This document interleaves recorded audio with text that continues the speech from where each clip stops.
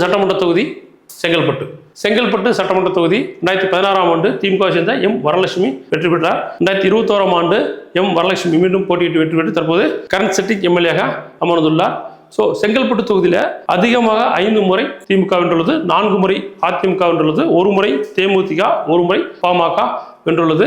2025ஆம் ஆண்டு ஜனவரி நிலவரப்படி செங்கல்பட்டு தொகுதியில் 4,36,141 வாக்காளர்கள் இருந்தனர்.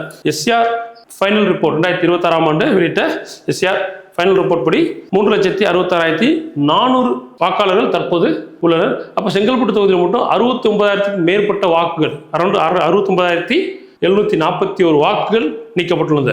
எஸ்ஆர் பட்டியல் மூலம் நீக்கப்பட்டுள்ளன. வாக்கு வங்கி வன்னியர், முதலியார், ஆதிதிராவிட தான் செங்கல்பட்டில் அதிகமாக இருக்காங்க.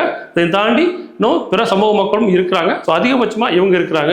இந்த செங்கல்பட்டு தொகுதியை பொறுத்தளவு திமுக அதிமுக இரண்டும் சம பலம் வாய்ந்ததாக உள்ளது.